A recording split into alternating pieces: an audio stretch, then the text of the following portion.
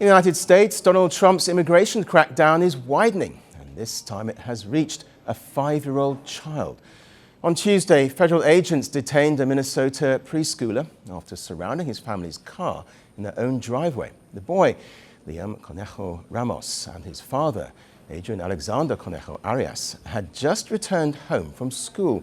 Then came the moment that has caused national outrage. According to the school superintendent, an officer took Liam out of the car, walked him to his front door and told him to knock to see if anyone else was inside. The school official described it as using a 5-year-old as bait.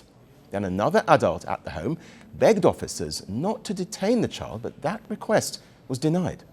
I just took videos and were crying and kept saying, wait, wait, wait. I kept saying, stop, wait. He can go with us. He can go with the teachers. And then they took him over to the car and he was just standing there. And then they quickly put him in the back seat and drove away.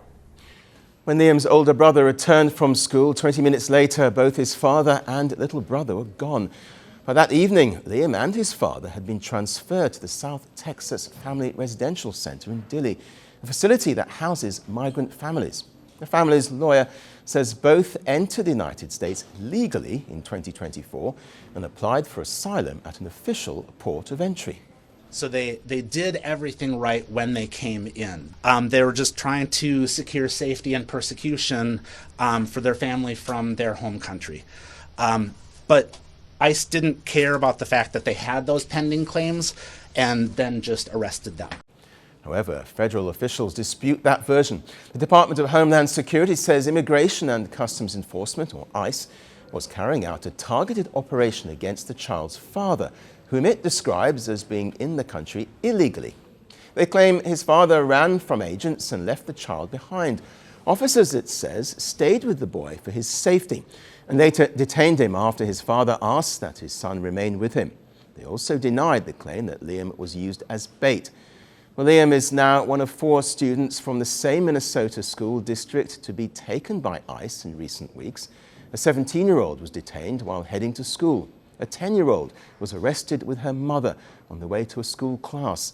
And another teenage girl and her mother were taken from their apartment.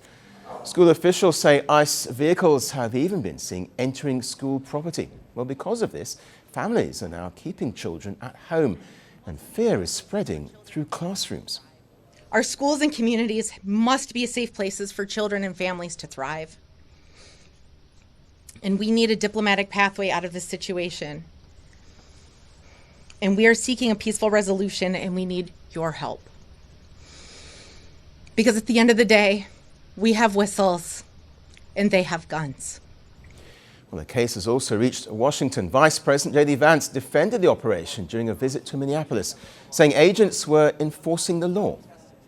And I'm a father of a 5-year-old, actually, a 5-year-old little boy, and I think to myself, oh my God, this is terrible. How did we arrest a 5-year-old? Well, I do a little bit more follow-up research. And what I find is that the 5-year-old was not arrested, that his dad was an illegal alien, and then when they went to arrest his illegal alien father, the father ran.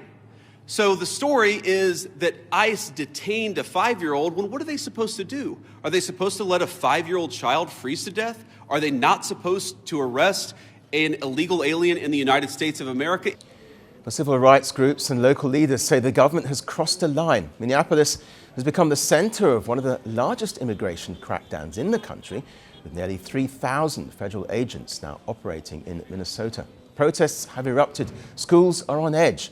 And at the center of it all is a little boy who should be in a classroom, not a detention camp. Well, Liam's classmates are asking where he went. His teachers say the room feels empty without him. And as this operation continues to expand, one question is growing louder by the day. If this can happen to a 5-year-old, then who else can feel really safe? The world doesn't fit in boxes, so why should your news? From battlefields to negotiation tables, from internet outrage to real-world injustice. The conversations everyone is having and the ones they're avoiding. It's the same show, but this new year, Firstpost America gets a new look. I'm Cary Johnston, and this is Firstpost America.